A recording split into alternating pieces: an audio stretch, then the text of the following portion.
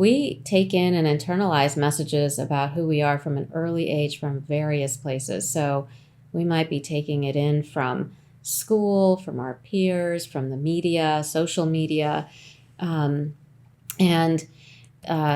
example of this, to bring it into the realm of race and ethnicity, as racial minorities, I know that I internalized all kinds of stereotypes growing up,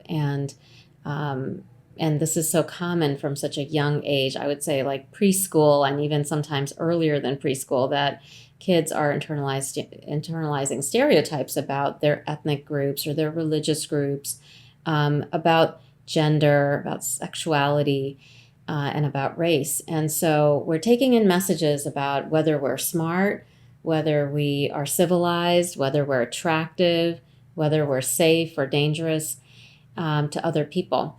And so here too, I would work with clients to examine the messages that they're contending with, because oftentimes what happens, like with manipulation and gaslighting, is that we start to not trust our own reality.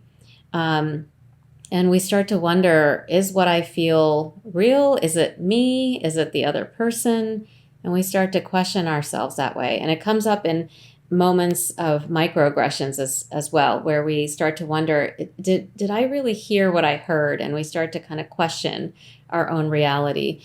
So, when I'm working with clients to kind of look at these messages and talk about them, they might recognize it's a stereotype or it's untrue, but they might have a hard time believing that it's not true of themselves.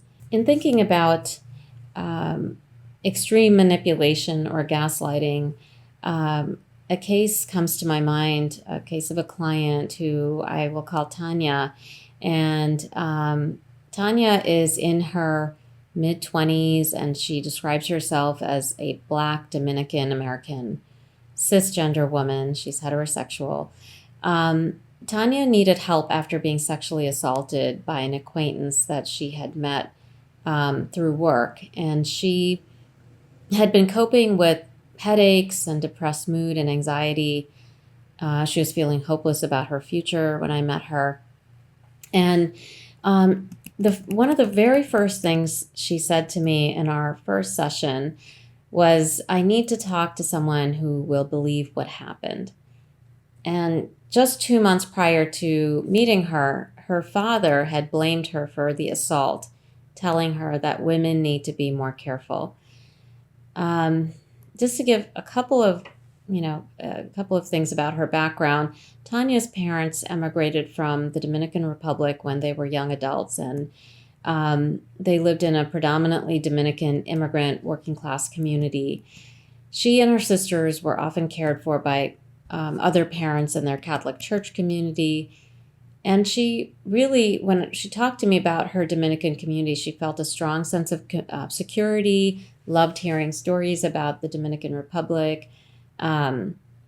Although her family really didn't have the financial means to travel back to the DR, her parents would frequently argue about finances, and at times that would lead to violence when her father would throw objects like a dish or a glass against a wall. He would never apologize for this. And she learned from her mother to remain calm and quiet during these instances. In a sense, the mother was herself kind of adapting her own reality, for the father. And this is what Tanya would observe, that you have to stay quiet to bear through this violence. And when she left home and attended college, she saw that as an eye-opening kind of experience, especially with regard to race, because this was the first time she had lived outside of a predominantly Dominican community. She felt unprepared for college. She was a first-generation student.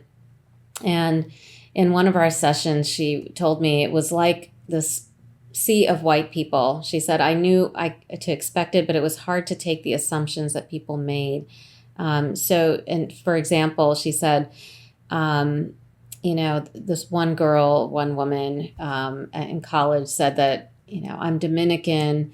And she said, do you know voodoo? So making assumptions like that. And she dealt with these comments by just withdrawing essentially from other people largely, and she felt very isolated from people in college.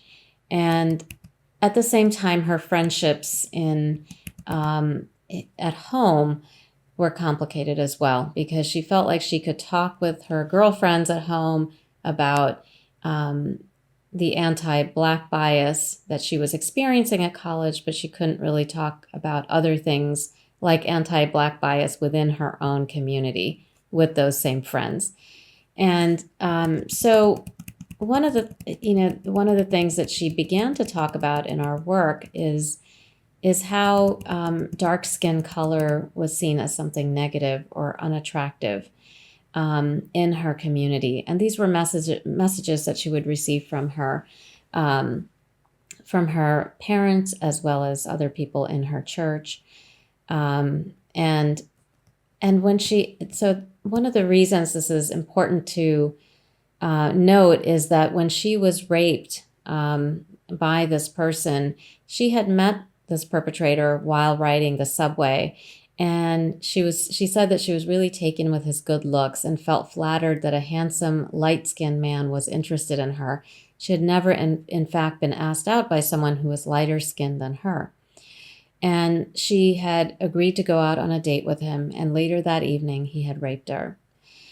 In the course of the assault, her rapist called her denigrating names, including those that insulted her dark skin color. Eventually, as we processed the trauma, she was able to talk with her parents and her sister about the rape and told her father that he hurt her by blaming her. And her father apologized, but told her that she's too sensitive.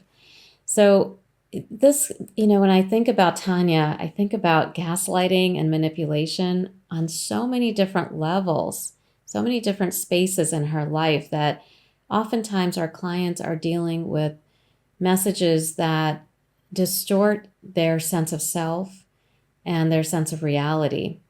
And here you have Tanya internalizing those messages about dark skin color, feeling unattractive, and that being reinforced as she's being traumatized through the rape as it's happening to her.